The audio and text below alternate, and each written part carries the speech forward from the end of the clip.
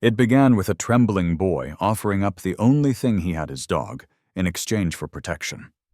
What followed was a chain of revelations: a mother's death hidden as an accident, a vanished father and a stepfather tied to disappearances too dark to imagine. Through a storm, an officer and a German shepherd uncovered not just crimes, but hope. This is their journey. Stay until the end, it will move you. Don't forget to like, subscribe, and tell me in the comments which twist shook you the most. The wind in Maple Falls cut sharper than glass that January night, whipping snow across the empty streets like shards of salt. Officer Ethan Cole had just pulled his cruiser to the edge of Main Street, letting the engine hum against the silence when a flicker of movement broke the monotony. Through the swirl of snow, he saw a small figure trudging forward, boots sinking deep into the white crust. A boy, maybe 9 or 10, gripping a leash so tightly his knuckles shone pale beneath ragged gloves. The German shepherd at his side moved with a steady, protective gait, its amber eyes sweeping the night as if guarding something too fragile to leave unprotected. Ethan lowered the window. "Hey there, kid," he called, his voice softened by instinct, not procedure. The boy lifted his head and the streetlight caught his face. Pale, freckled skin, raw from cold lips, trembling but set firm. He looked directly at Ethan and said barely above a whisper, "I'll give you my dog if you arrest my stepdad." For a long second, Ethan just sat there, the heater humming and the snowfall thickening like a curtain between them. He'd heard confessions on nights like this, drunk promises, hollow threats, but never a plea that sounded more like a trade for survival. He pushed open the door, boots crunching on ice as he stepped into the storm. "Son," he said carefully, crouching down to eye level. "What did you just say?" The boy's chest rose and fell in shallow bursts. His breath hung in the frozen air, white and shaky.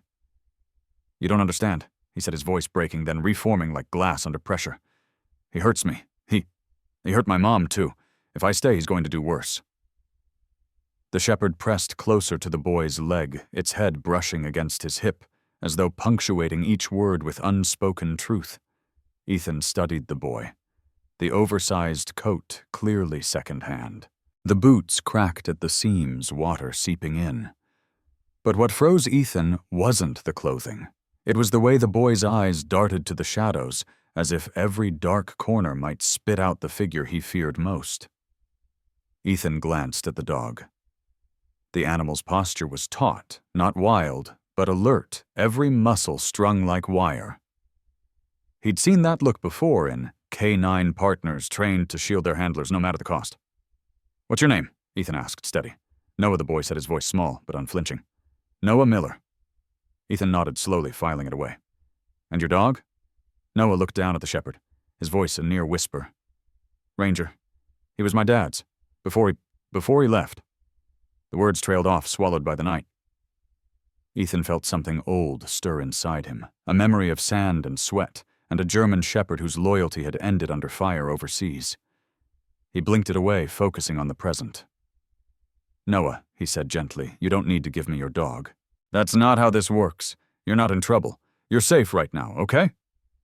The boy's eyes, ice blue and hollowed by fear far too old for his age, searched Ethan's face as though testing the truth.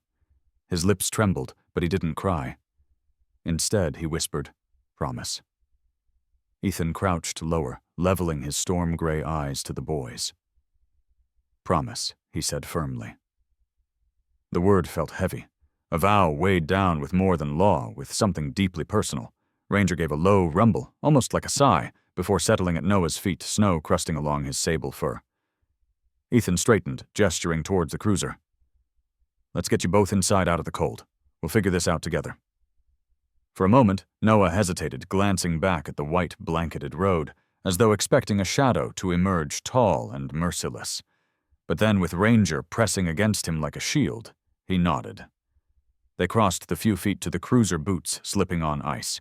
Ethan opened the back door, and the shepherd leapt in, smoothly circling once before lying down, eyes still trained on the street outside.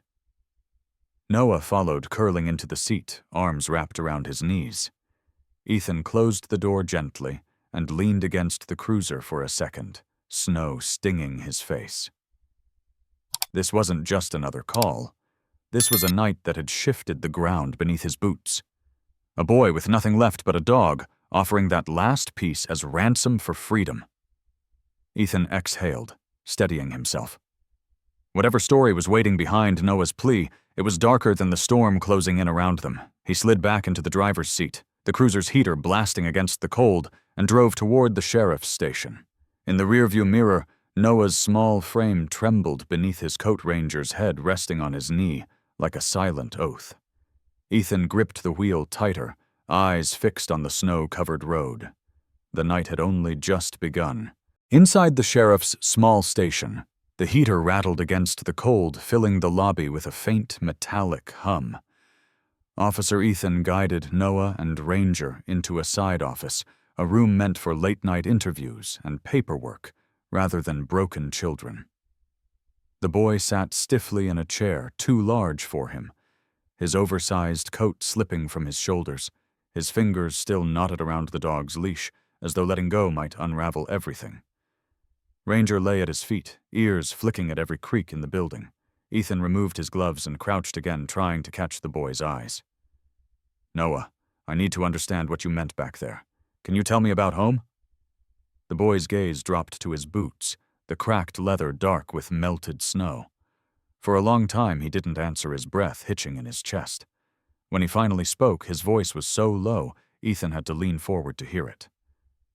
"They said she slipped," Noah whispered, "that Mom fell in the kitchen and hit her head. But it wasn't like that. He was there.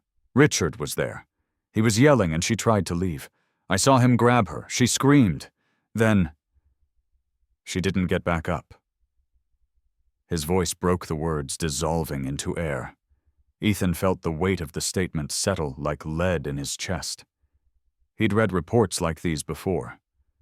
Sanitized lines on paper, but hearing it from the mouth of a child made it raw and jagged. "Noah," he said carefully, "you're saying Richard hurt your mom?" The boy lifted his head, and for the first time Ethan saw something sharper than fear in his eyes, a flash of anger buried beneath the tremble. "He killed her, and he told everyone it was an accident. He made me say it too. He said if I told anyone different, he'd make me disappear just like Dad." Ethan blinked. "Your dad?" Noah nodded quickly, clutching Ranger's collar. "Michael? My real dad. He's not dead." "I don't believe it. They said he left, that he walked out on us, but that's not true. Richard says he's gone forever, but I know he's lying. Dad would never leave me. He told me to take care of Ranger and he promised he'd come back." Ethan studied the boy, noting the certainty in his trembling voice. This wasn't a fantasy woven to survive grief, it was conviction, the kind that kept a child moving through snow at midnight. "How long ago did your dad disappear?" Ethan asked. 3 years, Noah said without hesitation. "Right after my 8th birthday. One day he went to work and he never came home. Richard moved in after that. He said we had to get used to it, that things were different now." His fingers tightened on Ranger's leash, the dog responding with a low, reassuring growl. "But I know Dad's alive. I feel it. Sometimes Ranger will sit at the door at night like he smells him, like he's waiting for him." Ethan's throat tightened. The dog lifted his head at the sound of his name, his amber eyes locking onto Ethan as though to confirm the boy's words. He knew that look. Loyalty doesn't lie. Ethan rose slowly and pulled a chair to the table, lowering himself across from Noah. He kept his tone calm, steady, grounding. "Noah, listen to me. What you're telling me is very serious. If Richard hurt your mom, if he's keeping the truth about your dad, we need to find proof. But for now, I need you to know something. You did the right thing by coming to me tonight. You were brave." Noah's lips trembled, and for a second Ethan thought the boy might cry, but he just shook his head fiercely. "Brave doesn't help," he said bitterly. "She's still gone. He's still out there." The words hung heavy in the dim room. The radiator hissed snow, scratching at the windows. Ethan leaned forward, his hands folded on the table. "Maybe brave doesn't change the past," he admitted, his voice low, "but it might change what happens next. And you're not alone in this anymore." Noah glanced at Ranger, then back at Ethan. his glacier blue eyes flickering with something caught between doubt and hope. The dog nudged his knee with a wet nose, grounding him in silence. Ethan made a note on his pad, writing Michael Miller's name in steady block letters. Disappeared 3 years ago. Possible foul play. He underlined it twice.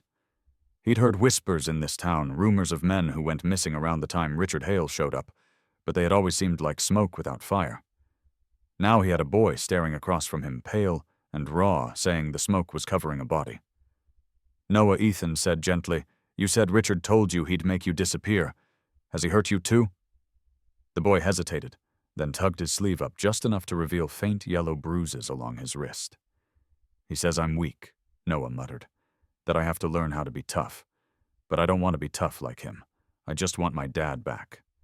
Ethan's jaw set hard, his storm gray eyes steady. He thought of his own father, the man who'd taught him how to fix a truck and throw a baseball before the Marines had taught him how to break men. He looked at Noah and saw the fracture lines of a child forced to carry too much. The boy's shoulders sagged, his hands still clenched, his eyes darting to the door again. As though even within these safe walls he expected Richard's shadow to find him. Ethan wrote another note, circled it, then closed the pad. He met the boy's gaze again. "Noah, tonight you're safe, and I promise you I'm going to find out the truth about your mom and your dad. But I need you to trust me." The boy swallowed, lips pressed into a thin line. "If I tell you more, he'll know," he whispered. Ethan leaned closer. "Then we'll make sure he doesn't?" Ranger shifted on the floor, letting out a low growl that vibrated like thunder through the room. The boy flinched, clutching his leash, but Ethan didn't look toward the door. He just listened, the hairs on the back of his neck rising.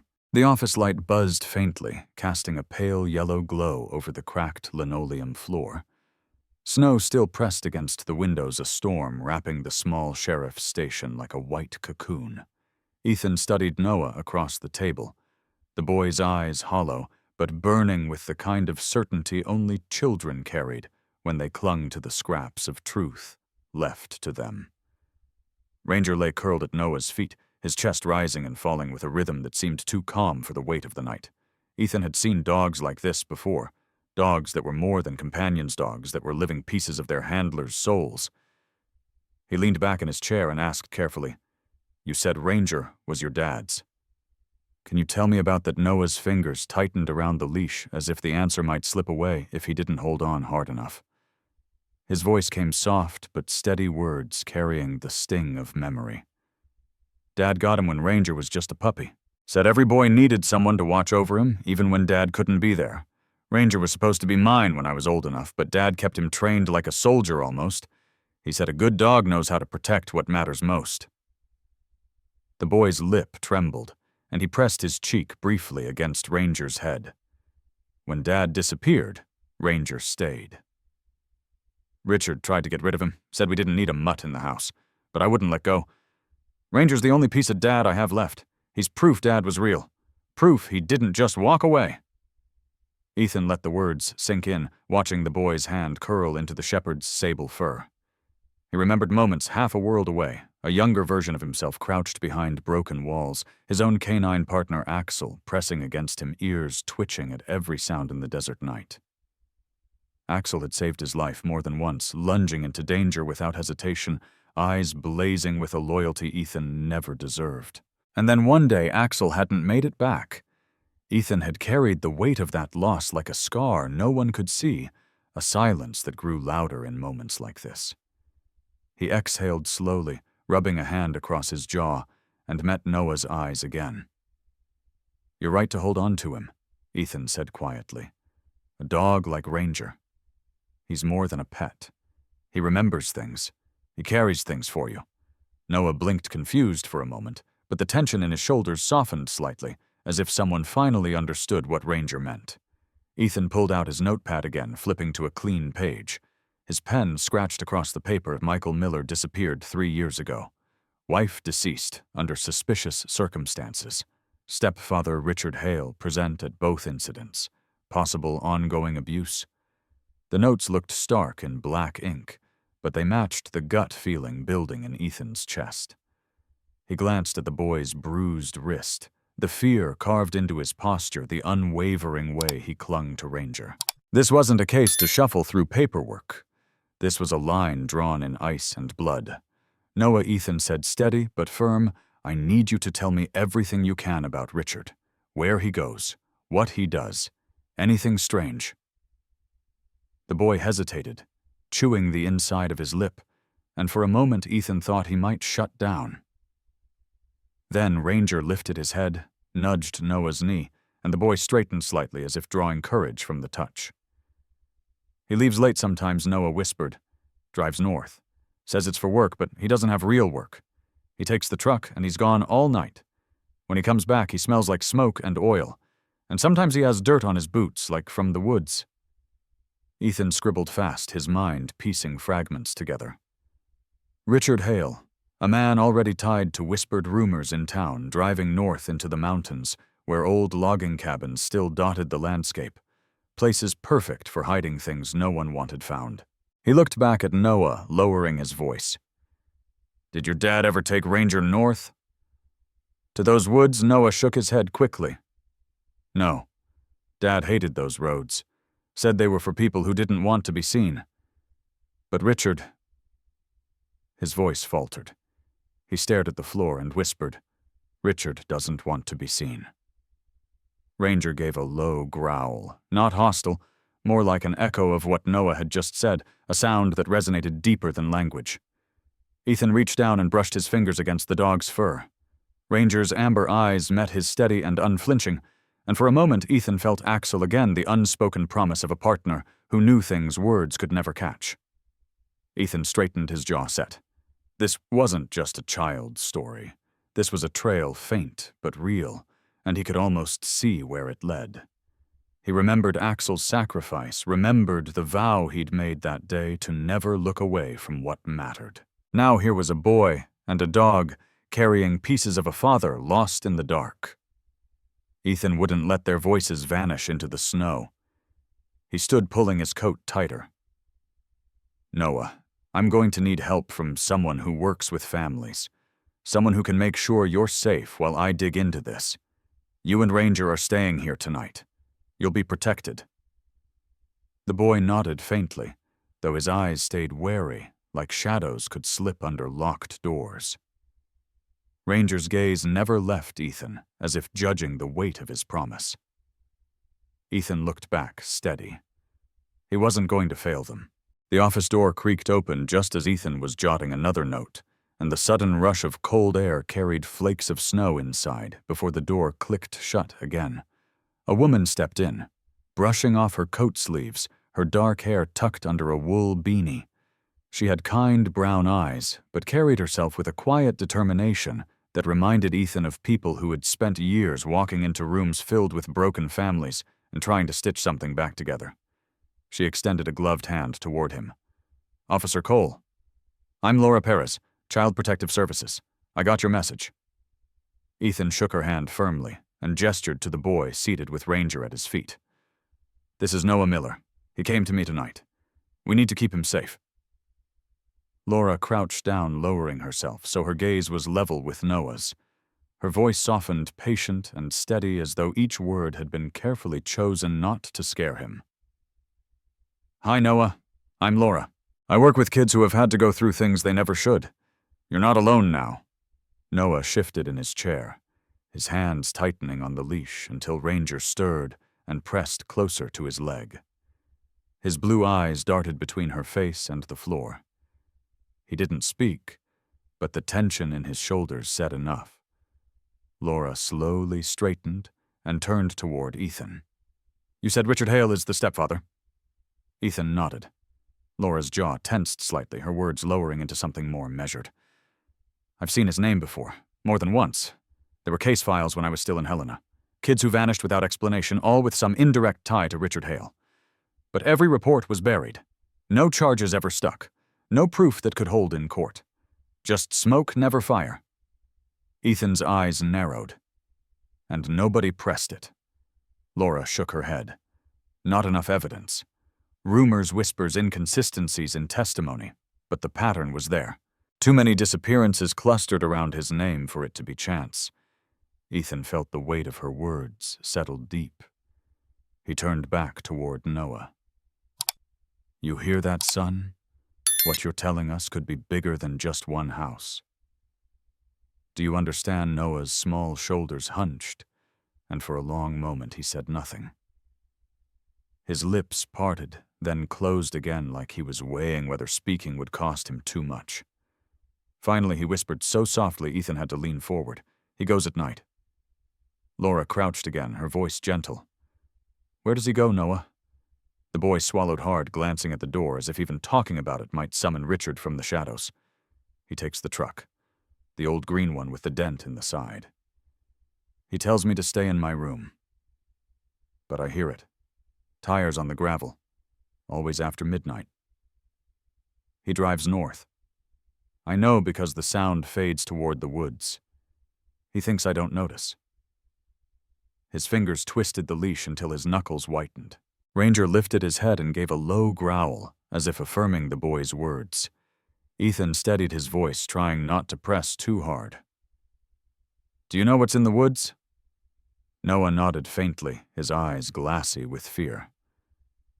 "There's a cabin. He told me once when he was drunk. Said no one could ever find it. Said it was his place where he made the rules. He laughed when he said it. I never saw it, but I know it's real." The boy's breathing quickened, panic flickering across his face like lightning. Laura reached forward slightly, her tone calming. "You're safe here, Noah. He can't hear you now. You're not alone anymore." Ethan wrote quickly in his notepad, his mind connecting dots that had long been scattered. A cabin in the woods north of town.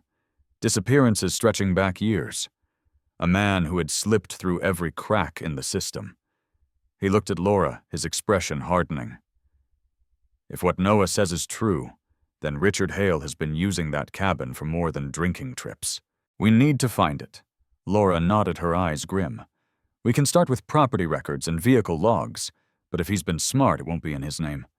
We'll have to look deeper. Ethan studied Noah again. The boy's hands still trembled, but his eyes met Ethan's for the first time, without immediately darting away. "If I tell you more," Noah said quietly, "will you make sure he never comes back for me?" Ethan leaned in his voice, low, solid as stone. "That's my promise." Ranger pressed his head against the boy's knee, as though sealing the vow in silence. Laura closed the folder she had carried in her voice, dropping even further. "Ethan, if this connects to the files, I saw then we're standing at the edge of something much larger. Missing kids, dead ends, a man everyone suspects but nobody can touch. If Noah's right, that cabin might hold the proof no one else has been able to find." Ethan rubbed the back of his neck, the hum of the radiator filling the silence. He thought of the boy's mother, a death brushed off as an accident, and a father vanished without a trace. He thought of the bruises under Noah's sleeve, and the fear that never seemed to leave his face. He thought of Ranger, the dog that never moved from the boy's side, and the memories of his own partner, Axel, buried in the desert far from here. He knew then that waiting for someone else to take the lead wasn't an option. The night outside the sheriff's substation had grown heavier, snow layering the streets until even the lamps glowed as if muted by frost. Ethan leaned back in his chair, tapping the edge of his notepad when the door opened with a gust of cold air. A familiar figure stepped inside, stomping snow off his boots, a paper bag tucked under one arm, and a nervous energy clinging to him. It was Tommy Brooks, the man who owned the only diner still running through the dead of winter in Summit Creek. His apron strings hung loose around his waist, and his flannel shirt smelled faintly of grease and coffee. Ethan frowned, surprised to see him at this hour. "Tommy, it's past 2 a.m.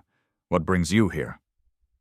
Tommy looked around the quiet room, eyes flicking to Noah curled on the cot in the corner with Ranger lying like a shadow at his feet. Then he turned back to Ethan and lowered his voice. "Because I know the name Richard Hale. I've been keeping an eye on that cabin north of town. You might want to see what I found." Ethan's body straightened. He gestured toward the desk. "Sit. Tell me." Tommy shook his head, setting the paper bag down with a dull thump. Better if I show you. He reached inside and pulled out a battered envelope. From it, he slid a small stack of photographs across the desk, each one grainy but clear enough to freeze the breath in Ethan's chest. The first showed the cabin itself, log walls, dark against the snow trucks parked near the tree line.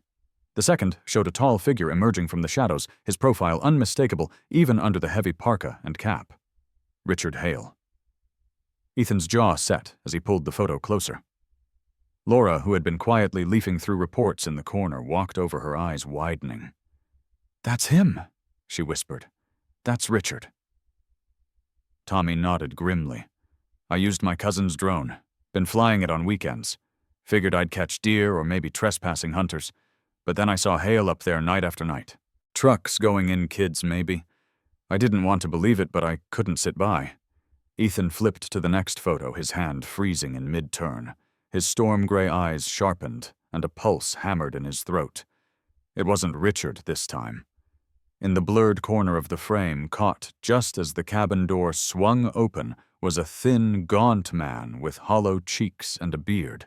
The angle was poor, the image dark, but Ethan knew what he was seeing. He glanced at Noah, asleep but restless on the cot, and then back to the photo. Laura leaned in, brow furrowing. "Who is that?" Ethan hesitated, then lowered his voice. "It looks like Michael Miller." The words hung in the room like smoke, thick and suffocating.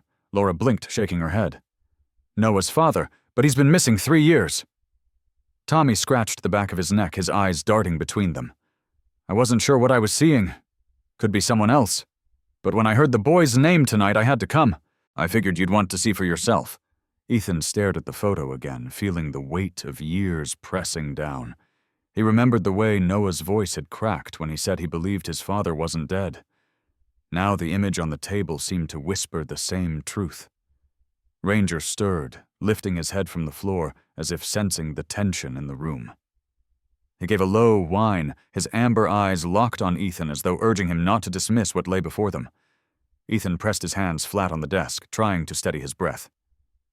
If that really is Michael Miller, then Richard hasn't just been hurting this boy. He's been holding his father, somewhere using him. Laura's face paled, her fingers gripping the edge of the desk. "We need confirmation. We can't just act on blurry photos." Tommy leaned forward, his voice strained. "Then follow the trucks. I've seen them leave around midnight. They carry crates, sometimes more. Last weekend I swear I saw them dragging someone in. I wasn't close enough to be sure, but you know what that place is. You know what he's doing." Ethan turned the stack of photos again, his pulse tightening with each new frame. Every detail added to the picture Noah had painted. The dented green truck, the log cabin buried deep in the woods, the man who disappeared 3 years ago. And Richard Hale, always at the center. He closed his eyes for a moment, hearing again Noah's trembling plea, "I'll give you my dog if you'll arrest my stepdad." Now the pieces of that plea sharpened into something more. This wasn't just about a child escaping abuse. This was about a network, about missing kids, about a father trapped in the shadows of the forest. He opened his eyes, meeting Laura's gaze. Her expression mirrored his own resolve, though her lips pressed tight with worry. "If that's Michael," she said softly, "then Noah still has a chance to be reunited with his father. But Richard will fight harder to keep his secrets buried. He knows we're circling now." Tommy's hands trembled slightly as he gathered the empty envelope. "I'm not a cop. I can't take this further. But I couldn't sleep at night if I didn't hand this over." Ethan reached across the desk and clapped a steadying hand on Tommy's shoulder. "You did the right thing, and now we'll carry it from here." He gathered the photos, sliding them into a protective sleeve, his mind already sketching the lines of a plan. The storm outside thickened snow, pressing against the windows like an impatient drumbeat, as if the town itself knew the night was closing in on its secrets. Ranger shifted again, standing now, ears pricked, gaze fixed toward the door, as though he sensed movement beyond the glass. The storm had thickened, outside snow, rattling against the glass like a warning no one could ignore. Ethan sat at his desk, the stack of photos from Tommy spread before him, each image an accusation burning through the quiet of the substation. Laura sat across from him, her coat draped over the chair, rubbing her temples, as if the weight of what they were uncovering pressed down like the snow itself. The only sound was the faint tick of the wall clock, and the steady breathing of Ranger, who lay near the door, eyes half closed, but ears alert. Ethan's phone buzzed suddenly on the desk, the vibration sharp against the wood. He frowned and picked it up, expecting a routine dispatch update. Instead, the screen displayed a blocked number and a single text that froze his blood. "He's alive. Check the basement. Don't trust anyone." Ethan stared at the message, his chest tightening. His thumb hovered over the screen as he typed a quick reply, but almost instantly the message bounced back. No connection, no trace of who had sent it. He leaned back, exhaling slowly. Laura noticed his expression and leaned forward. "What is it?" He showed her the phone. Her brown eyes widened as she read the words aloud. "He's alive. Check the basement. Don't trust anyone." She looked up at him, her face pale. "It's Michael. They're saying Michael is in the cabin basement." Ethan nodded grimly. "And someone knows we're getting close." Before Laura could respond, Ranger rose suddenly, a low growl rumbling deep in his chest. His body stiffened, ears pointing toward the side hallway, where Noah had been resting in the small safe room. Ethan and Laura exchanged a sharp glance, and Ethan was already moving. He swung the door open to the side room and found Noah sitting upright on the cot, clutching Ranger's leash, his wide eyes staring at the frosted window. "What is it?" Ethan asked. Noah's voice trembled. Ranger heard something. Outside. Ethan crossed the room in 2 strides, peering through the blinds. Snow swirled under the glow of the street lamp, but for a fleeting moment he caught the outline of movement shadows against the white, too deliberate to be storm play. He felt the hairs on his neck rise. Laura joined him, her voice low. If Richard suspects the boy talked, he wouldn't wait. Ethan grabbed his radio, but the static response was smothered, the signal breaking like it had been cut. His mind raced. "They're jamming us! He knows exactly where we put Noah." Noah clutched Ranger tighter, panic flooding his face. "He found me," he whispered. Ethan crouched, his voice steady but urgent. "Noah, listen to me. You are not alone. He doesn't get to take you tonight." Ranger growled louder, moving toward the door, every muscle in his frame taut like a bowstring. The sound of a car engine idled faintly outside, muffled by the storm. Then doors slammed shut. Heavy boots crunched in the snow. Ethan grabbed his sidearm from the desk drawer, chambering around with practiced ease. "Laura, get Noah to the back hallway. Stay low." She nodded quickly, guiding the boy while Ethan moved to the front lobby. The glass of the entryway shimmered faintly in the stormlight. Shadows shifted. Then a sharp bang rattled the door, followed by a voice outside, low and rough. "Open up, officer. We just want to talk." Ethan's jaw set. He stepped close enough to be heard. "You picked the wrong night." Silence stretched for a heartbeat. Then another blow slammed against the door, harder this time, splintering the frame. Ranger barked a thunderous sound that shook the small room, his teeth bared, as he lunged forward. Noah clung to the leash but looked at Ethan with wide, terrified eyes. Ethan positioned himself between the door and the boy, heart pounding but steady. He knew what this was. Richard Hale had sent his men not just to scare them, but to silence the only witness brave enough to speak. Outside voices barked, orders, boots crunching closer around the building. Laura whispered from the hallway, "They're circling the station." Ethan's phone buzzed again in his pocket, another message flashing from the same blocked number. "Basement, tonight. Hurry." He shoved it back without replying, his mind already splitting between 2 urgent truths. Michael Miller might still be alive, hidden in a cabin basement. But right here, right now, Richard was trying to erase Noah from the map. The door shuddered under another hit glass, cracking into spiderweb lines. Ranger's bark rose into a snarl, his body ready to spring. Ethan steadied his weapon, drawing in a sown breath. "Stay behind me," he said firmly to Noah and Laura. "No one touches this boy." The glass of the front door finally shattered inward with a thunderous crack, shards scattering across the lobby like ice breaking on a river. Snow blasted in along with 3 men in heavy coats, their faces obscured by scarves pulled high against the storm. The first carried a crowbar, the second a taser, the third a length of chain wrapped around his fist. Their boots pounded across the floor as they surged forward. Laura screamed Noah's name and pushed him deeper into the hallway, her own body shielding him. But Ranger was already moving. The German Shepherd launched from the shadows with a snarl that reverberated through the substation. His body hit the first intruder squarely in the chest, knocking the crowbar clattering to the ground. The man cursed and tried to swing, but Ranger's teeth clamped down on his arm with a ferocity that made him howl in pain. The second man lunged forward with the taser, but Ranger twisted, dragging his first target to the floor before springing toward the next. Sparks arced in the air as the taser missed by inches, striking the wall instead. The smell of burned plastic filled the air. Noah clutched Laura's sleeve, his small face white with terror, but his eyes locked on Ranger with desperate hope. "He's protecting us," he whispered, his voice trembling but certain. The third man swung the chain, the metal whistling as it cut the air, striking Ranger across the flank. The dog yelped but did not back down. Instead, he lunged forward again, teeth snapping onto the man's wrist, dragging him down into the broken glass. The taser-wielding man tried again, but Laura grabbed a chair from the hallway and hurled it with surprising force. It smashed into his shoulder, knocking him sideways. For a moment, chaos ruled the small station bodies, thrashing growls, mixing with shouts, boots grinding glass into powder. Ranger's snarl grew deeper, primal, a sound that turned the intruder's bravado into panic. They had expected a child, a woman, maybe one tired officer. They had not expected a dog who fought like a soldier loyal to the last breath. Outside headlights cut through the storm as Ethan's SUV skidded into the lot. He leapt out, gun drawn, sprinting through the snow. He burst inside just as Ranger knocked the taser to the floor, his teeth bared over the man's throat.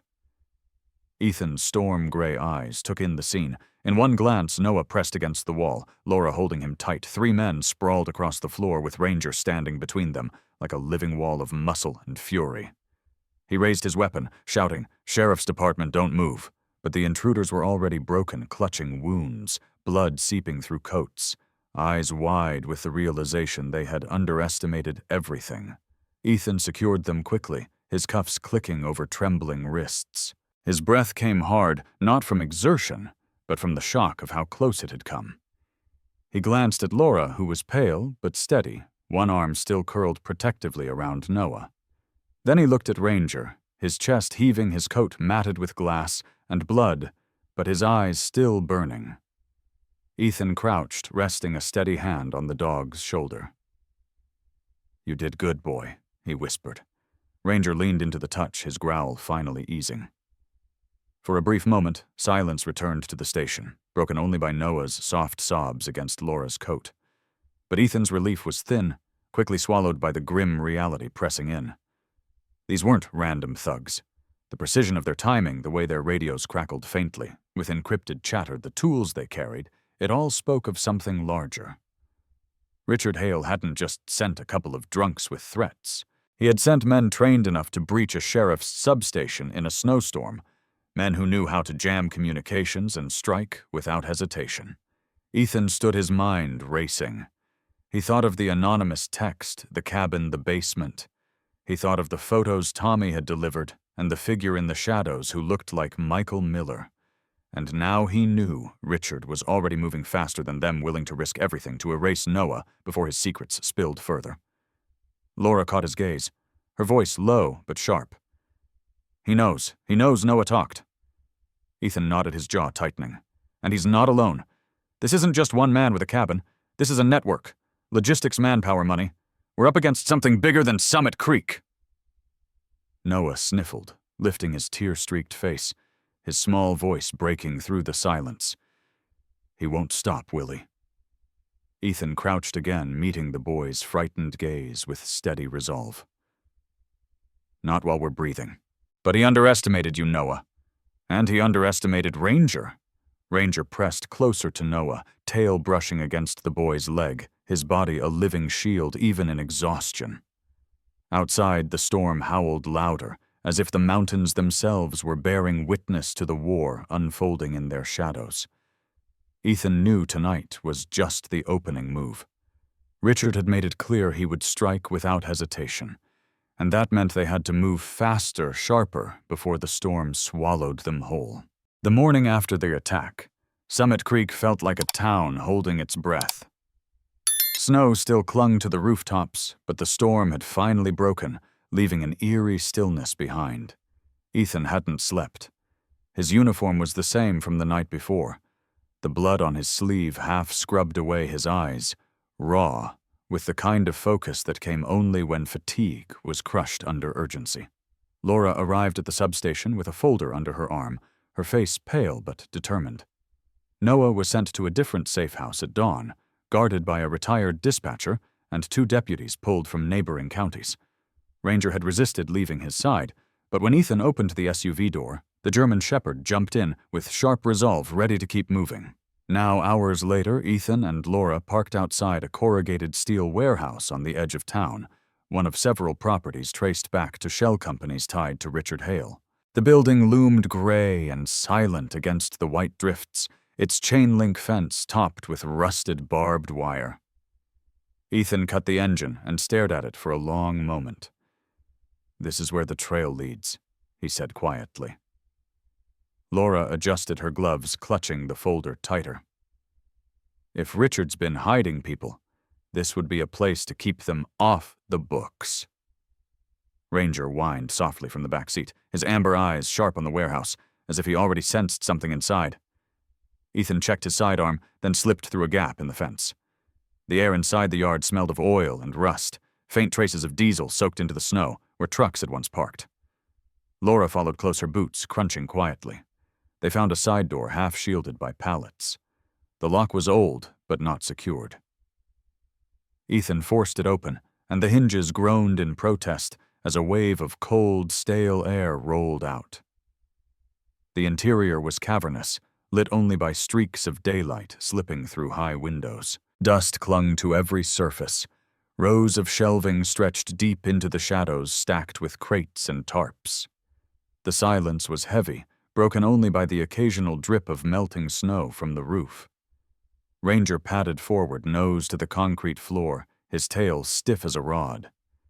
Ethan's flashlight cut across the room, scanning. A pile of tarps in the corner drew his attention. He knelt and pulled them aside, uncovering a metal locker chained but not locked. The sight of it sent a chill crawling up his spine. Slowly, he unlatched it and lifted the lid. Inside lay a wool scarf, frayed at the edges, but neatly folded, its fabric stiff with time. Ethan lifted it carefully, and in the beam of his flashlight, the faded embroidery on the corner came into view.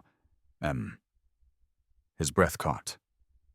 "Michael Miller," he whispered. Laura crouched beside him, her eyes widening. This belonged to him. Ethan knotted his throat tight. "It has to." He dug further into the locker, pulling free a laminated ID card. The photo was old edges worn, but the name was clear: Michael Miller, Kane, Freight Logistics. Laura's hand flew to her mouth. Oh my God, he worked for Richard's company. Ethan's storm-gray eyes darkened, and he vanished right after. They didn't just make him disappear, they kept him. Ranger suddenly pushed his nose against the scarf, inhaling deeply. He froze, then whined a low, urgent sound that carried the weight of recognition. His tail thumped once, then his body leaned against Ethan as though pleading for acknowledgement. Ethan's chest tightened. He knows this scent. He remembers. Laura touched the ID card gently, her voice trembling. This proves Michael was here, that he was alive at least for some of this time. Ranger barked once, sharp and clear, the sound echoing off the steel walls. It wasn't a random noise. It was a signal, a claim of certainty. Ethan rubbed the back of his neck, scanning the shadows. If Michael was kept here, then Richard's been moving him. This place isn't where he is now, but it tells us we're close. Laura set her jaw, her eyes glinting. Close enough that Richard will know we've found something. He won't sit still. Ethan folded the scarf into an evidence bag and slid the ID in after it, his hand steady even as his mind churned. He looked at Ranger, who still stood pressed against him, ears pricked, muscles tight. We'll find him, Ethan said quietly. almost as if promising the dog himself, "We'll bring him back." The silence of the warehouse felt heavier now, as though the walls themselves had borne witness to suffering. Ethan shut the locker and stood every step echoing across the floor, as if time itself wanted to remind them they were running out. Ranger growled softly, his gaze fixed on a dark corner of the warehouse. Ethan swung the flashlight there, but the beam revealed only dust and stacked crates. Still, the unease clung to him, a whisper in the air that they were being watched. Or worse, that they had arrived just after someone else had left. Laura's voice was steady, but laced with urgency. "We take this straight to the judge. We can get a warrant now. We can go after the cabin." Ethan nodded, but his storm-gray eyes never left the shadows. The scarf, the ID Ranger's recognition, they were no longer chasing rumors. They were holding fragments of Michael's life proof that the man wasn't just a memory or a story whispered by a desperate boy. He was real. He was alive, and somewhere in the darkness, Richard Hale was holding him. By the time the warrant came through, the sky above Summit Creek had turned into a wall of white. A blizzard swept across the Bitterroot Range, smothering sound and swallowing every outline of the forest. Ethan tightened his gloves as he stood beside the SUV, breath turning to fog. His storm-gray eyes locked on the ridge that hid the cabin. Laura checked her tactical vest, her face pale under the glow of the dashlights, but unwavering. Federal agents had joined them for the raid, a small task force hardened by years of high-risk extractions. Snowmobiles idled at the tree line, their engines muffled by the wind. Ranger sat beside Ethan, rigid with focus, his breath quick and sharp, his body quivering not from fear, but anticipation. Ethan crouched to clip on the tactical lead, his voice steady against the storm. "Track boy, take us to him."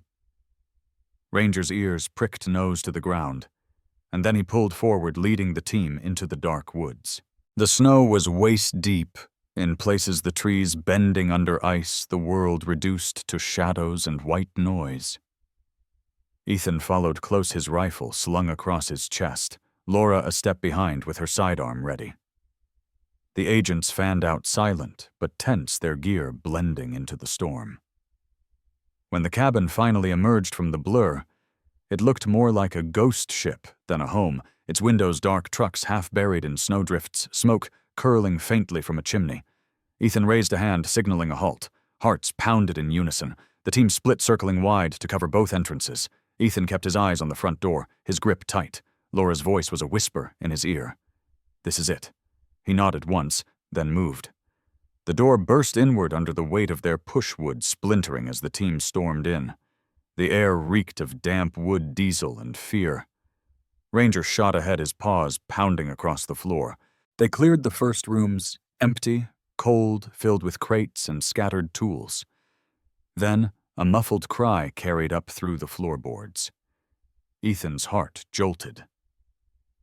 "Basement," he hissed. Laura sprinted ahead, spotting the locked door at the far end of the hall. An agent slammed a breaching tool against it, and the padlock snapped with a metallic crack. They surged down narrow wooden stairs into a dim room lit by a single bulb. The sight froze Ethan in place. Against one wall, several teenagers huddled under dirty blankets, wrists, zip-tied eyes wide with terror. In the far corner, chained to a support beam, slumped a thin man with hollow cheeks, a beard matted against his chest, his eyes glazed but alive. Michael Miller. For a split second, the world narrowed to that one image. Ethan's throat tightened as he whispered, "We found him." Ranger bounded forward, his nose pressing against the man's trembling hand, whining softly. Michael stirred, his voice cracked, but filled with recognition. "Ranger." His eyes fluttered, then widened. "Eli, my boy." Ethan knelt quickly, cutting the chains with his bolt cutters, his hands steady, though his chest was a storm. "Your son is safe, Michael. He's waiting for you." Michael's lips quivered, tears cutting tracks through the dirt on his face. Laura rushed to the teenagers, slicing their bindings, wrapping them in thermal blankets. "You're safe now," she whispered, her voice soothing though her hands shook. but the reprieve shattered in an instant. From the shadows of the upper hall came the thunder of boots and the metallic click of a weapon chambering. Shots rang out, splinters exploding from the walls around them. The agents ducked, returning fire. Ethan shoved Michael behind a support beam and raised his rifle. His eyes locked on the figure barreling down the stairs with a shotgun. Time slowed the man's face, hidden under a mask, the barrel of the gun swinging straight toward Ethan. Then Ranger moved like lightning. The German Shepherd launched himself up the staircase, a blur of sable and black fur. His weight hit the gunman before he could pull the trigger. The shotgun roared, but the shot went wild, tearing a hole into the ceiling. Ranger's teeth sank deep into the man's arm, dragging him off balance, snarling with a fury that echoed off the walls. Ethan rushed forward, disarming the attacker as Ranger forced him to the ground. The agents pressed the advance, clearing the hall with precision. Shouts filled the cabin boots, pounding weapons, clashing against wood. But the momentum had shifted. Ranger's intervention had cracked the assault, buying the seconds that saved Ethan's life. He pulled the shotgun away, snapping the cuffs onto the man's wrists, his pulse hammering. He glanced at Ranger, who stood over the subdued attacker chest, heaving eyes blazing. Ethan's voice was low, steady. "You saved me, partner." Laura hurried down the last set of stairs with 2 agents guiding the freed victims up into the storm, their sobs blending with the howl of the blizzard. Michael leaned weakly against the wall, his breath shallow but his gaze burning with gratitude. "Tell Eli," he rasped before his strength faltered. Ethan caught him steadying his frame. "You'll tell him yourself," he said firmly. The blizzard howled outside, as if the mountains themselves were roaring, but inside the cabin the tide had turned. They had found the missing, they had found Michael, and though Richard Hale was not among those captured, the grip of his empire had cracked. Yet Ethan knew, as he glanced at the shadows above the stairs, that this fight was only beginning. The storm that had nearly buried Summit Creek in silence began to thin 2 days after the raid, the snow settling into glistening banks under the pale Montana sun. Federal vans lined Main Street, their engines humming, as agents moved in and out of the courthouse carrying boxes of files, laptops, and evidence bags filled with the shattered remains of Richard Hale's empire. The raid on the cabin had been only the beginning. With the ledger, Laura recovered the scarf embroidered with MM, the ID card, and testimony from the rescued victims. A net had been cast across 3 states. Bank accounts frozen, shell companies dismantled, associates arrested. The web Richard had spun for years unraveled strand by strand until only he remained at large. But not for long. He was found at dawn on the 3rd day standing on the tarmac of a private airstrip outside Missoula, a black SUV idling nearby, and a plane waiting its engines already running. His coat collar was pulled high, his face masked in the same calm calculation he had worn while destroying lives, but this time his eyes betrayed him. There was fear, sharp and real. He didn't make it past the hangar. Federal agents closed in, rifles raised, voices hard with command. Richard tried to run, but Ranger was there, leaping from Ethan's side in a blur of muscle and fur. The German Shepherd's body hit him square, dragging him to the frozen ground. The agents swarmed, cuffs snapping into place. For the first time, Richard Hale lay powerless, no empire left to protect him. Ethan stood over him, breath clouding in the cold, storm-gray eyes, locked on the man who had haunted Summit Creek. "It's over," he said, voice steady as stone. And this time it was. Back in town, the courthouse buzzed with reporters and townsfolk alike, all drawn by the shock that their quiet mountain community had been sitting on top of a nightmare. Laura testified with precision, her calm voice carrying the truth of what she had seen. Tommy Brooks was brought forward, his drone photos shown on a projector, his modest stance hiding the courage it had taken to gather them. And Michael Miller, gaunt but alive, sat in front of the court, his words cracking but steady as he recounted 3 years in chains. "I stayed alive because I believed one day my son would need me," he told the judge, his eyes flicking toward Ethan, then to the photograph of Noah taped to the folder on the table. The room was silent as he finished, his voice raw but unbroken. "And because I knew Richard Hale would never win forever." The trial itself was swift. The weight of evidence was crushing, and Richard's army of lawyers had nothing to stand on. He was sentenced to life without parole, transferred under heavy guard to a federal penitentiary states away. The people of Summit Creek gathered outside the courthouse as the convoy of black vans pulled away, a mixture of relief and sorrow flickering across their faces. They knew their town would never be the same, but they also knew justice had been served. For Noah, the day came when hospital air was replaced by the scent of pine and fresh snow. Michael had been treated for malnutrition and injuries, but he was healing. The first time Noah saw his father again, he froze in the doorway of the hospital room, clutching Ranger's leash so tightly his knuckles whitened. Michael lifted his head from the pillows thinner than Noah remembered, but with the same eyes that had once guided him through summers of fishing by the creek. Eli, he whispered, his voice catching. Noah's breath broke into a sob as he ran forward, throwing himself into his father's arms. Michael held him tight, his tears sinking into his son's hair, whispering over and over, "I'm sorry I'm here. You're safe now." Ranger placed his paws on the edge of the bed, pressing his muzzle into Michael's hand. Michael stroked the dog's fur with trembling fingers, his voice cracking. "Good boy. You kept him safe." Ethan and Laura stood quietly at the door, not wanting to intrude, but the sight etched itself into their hearts. A father reclaimed a son restored, and a dog who had bridged the impossible. Weeks later, the town held a ceremony in the community center. Sheriff Hayes stepped up to the podium, his weathered face softened by the weight of what had been endured.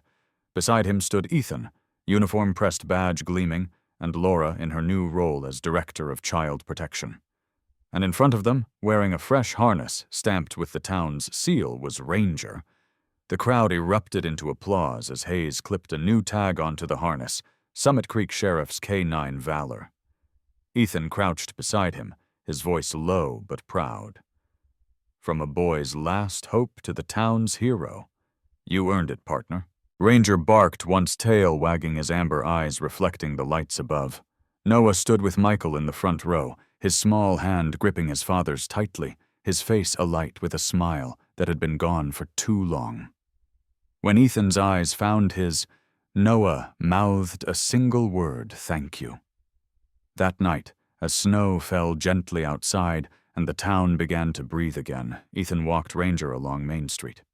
The neon lights of Tommy's diner flickered, the sound of laughter spilling through the frosted glass.